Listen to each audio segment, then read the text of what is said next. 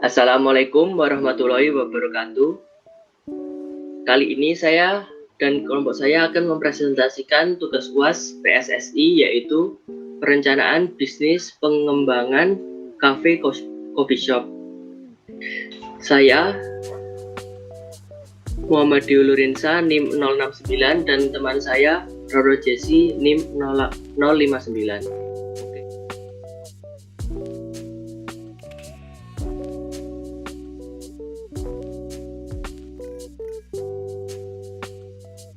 Membahas tentang metodologi dan hasil master plan, visi dan misi dari bisnis organisasi ini. Jadi cafe coffee shop ini merupakan tempat yang menyediakan berbagai jenis kopi dan minuman non-alkohol yang lainnya dengan suasana santai, tempat yang nyaman, dan dilengkapi dengan alunan musik baik lewat pemutar ataupun live musik yang menyediakan televisi, bacaan, desain interior khas, pelayanan yang ramah, dan berbagainya.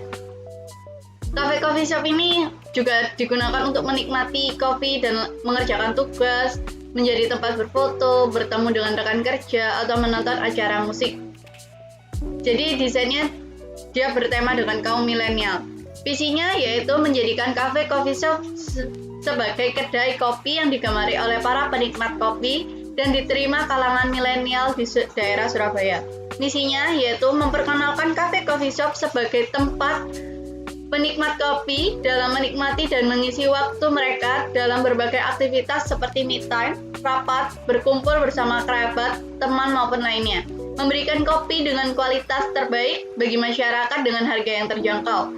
Terus menyediakan kopi yang memiliki keanekaragaman jenis dengan cita rasa yang unik dari berbagai setiap kopi demi memenuhi setiap selera konsumen terhadap kopi. Melayani konsumen dengan segenap hati demi meningkatkan kepuasan konsumen melalui kualitas pelayanan.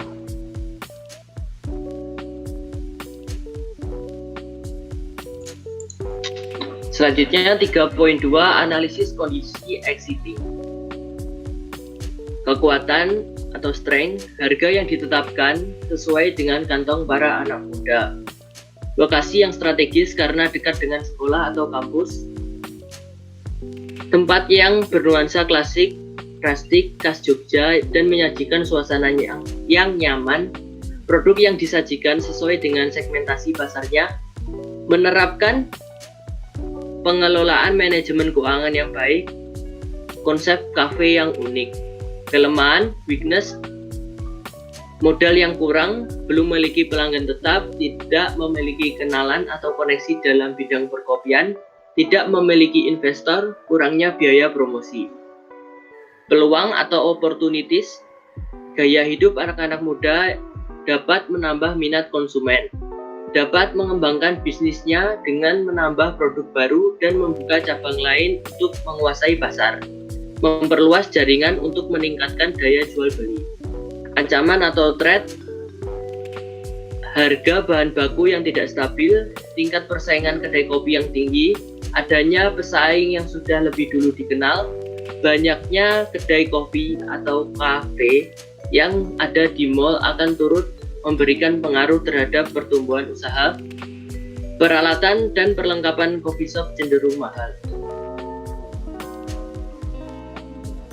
5 force analisis. Yang pertama ada threat of new entertainment, hambatan bagi pendatang baru. Yang pertama adalah memerlukan dana atau modalnya tinggi, teknologi yang tinggi, hak paten, merek dagang, skala ekonomi, loyalitas pelanggan. Terus yang kedua, bargaining power of supplier, daya tawar pemasok. Untuk pemasok bahan baku coffee shop ini, kami mencari pemasok yang menjual bahan baku dengan berkualitas, dengan harga yang terjangkau, sehingga keuntungan perusahaan tetap tinggi dengan kualitas makanan dan minuman yang dijual tetap baik. Terus ada bargaining power of buyers, daya tawar pembeli. Dilihat dari daya kota Surabaya, tingkat konsumtif terhadap coffee shop itu sangat tinggi, terutama usia remaja. Banyak siswa dan mahasiswa yang menghabiskan waktu di coffee shop untuk mengerjakan tugas, menjadikan tempat untuk berfoto, tempat untuk bertemu dengan rekan kerja, dan tempat untuk menonton acara musik. Threat of substitutes, hambatan bagi produk pengganti. Minat masyarakat terhadap coffee shop berbeda-beda. Meskipun banyak pilihannya, memilih coffee shop tentu saja biaya juga berpengaruh. memang kualitas coffee shop yang sudah ada memiliki nama yang besar. Namun biayanya yang harus dikeluarkan juga besar. Terus ada rivalry among existing competitor. Tingkat persaingan dengan kompetitor dilihat dari data Kota Surabaya yang sangat banyak coffee shop yang ada, oleh karena itu persaingan juga akan ketat. Untuk mengatasinya, yaitu membuat konsep cafe yang unik. Yang kedua, mempercantik tampilan eksterior cafe. 3, cipta menu yang lezat dan otentik yang hanya dimiliki oleh cafe coffee shop. 4, promosi rutin di sosial media. 5, memberikan promo atau diskon di hari-hari tertentu. 6, membuat acara pada coffee shop seperti live musik.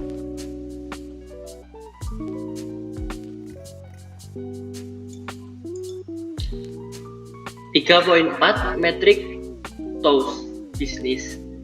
Yang pertama ada strategi SO atau Strength dan Opportunities. Yang pertama mengembangkan bisnisnya dan membuka cabang lain, memperluas pemasarannya. Yang kedua ada strategi WO atau Weakness dan Opportunity, meningkatkan strategi promosi berbasis online, beli mesin produksi yang kapasitas lebih besar. Yang ketiga ada strategi ST atau Strength dan Trade, yaitu yang pertama meningkatkan kualitas produk dan kualitas pelayanan agar konsumen tetap loyal, memberikan pendekatan emosional antara pemilik dan tenaga kerja. Yang keempat ada strategi WT atau Weakness dan Trade, yaitu meningkatkan promosi baik untuk produk maupun promosi tenaga kerja agar tidak terjadi turnover tenaga kerja. 3.5 Balance Scorecard Bisnis. Yang pertama, perspektif keuangan. Alternatif strategi perspektif keuangan. 1. Penggunaan aset yang optimal dan strategi investasi. 2. Peningkatan produktivitas dan komitmen karyawan melalui cost effectiveness sehingga terjadi peningkatan laba. Peningkatan kemampuan perusahaan untuk menghasilkan financial return dengan mengurangi modal yang digunakan atau melakukan investasi dalam proyek yang menghasilkan return yang tinggi. Yang kedua ada perspektif pelanggan. Dalam perspektif pelanggan, sasaran strategi untuk meningkatkan loyalitas pelanggan sangat penting untuk cafe coffee shop, karena dengan adanya loyalitas yang tinggi dari pelanggan akan memiliki ketertarikan terhadap produk dari cafe coffee shop, dan dengan adanya loyalitas yang tinggi maka pelanggan kita akan bisa memasarkan produk yang dimiliki cafe coffee shop ke pelanggan lain melalui mulut ke mulut.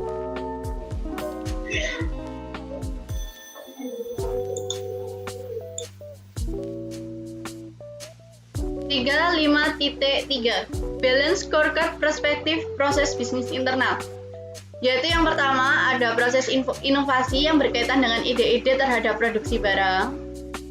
Terus yang kedua, proses operasi berkaitan dengan aktivitas dan rutinitas sehari-hari yang dilakukan bagian internal. Contohnya itu tempat desain desain sebaik mungkin dan semenarik mungkin. Terus ada memiliki spot-spot area foto atau instagramable, memberikan fasilitas wifi, musik, atau stop kontak. Terus ada proses pasca penjualan berkaitan dengan metode pemasaran yang tepat untuk meningkatkan omset penjualan. Misalnya sosial media, Instagram yang saat ini informasinya itu sangat berkembang cepat dan para pelanggan khususnya kaum milenial akan mudah mengenalnya. Terus ada balance scorecard perspektif pembelajaran dan pertumbuhan. Untuk perspektif pembelajaran dan pertumbuhan di cafe coffee shop ini, maka hal yang difokuskan itu kepada karyawan yang ada di cafe shop. Dengan sasaran strategis yang meliputi meningkatkan kepuasan kerja karyawan cafe shop, meningkatkan keterampilan dan kompetensi yang dimiliki karyawan, sehingga mengembangkan produktivitas dan kreativitas karyawan cafe shop. Dengan memberikan pelatihan dan motivasi sehingga membantu karyawan dalam meningkatkan kinerja yang kreatif dan inovatif, menjalin komunikasi yang baik dengan karyawan sehingga membantu dalam perkembangan coffee shop. Di bawah ada identifikasi sasaran strategis KPI, mulai dari finansial, customer, internal proses bisnis, land and group. Jadi ada sasaran dan KPI-nya di tabel di bawah ini. Sekian dari kelompok kami. Kurang lebihnya mohon maaf. Assalamualaikum warahmatullahi wabarakatuh.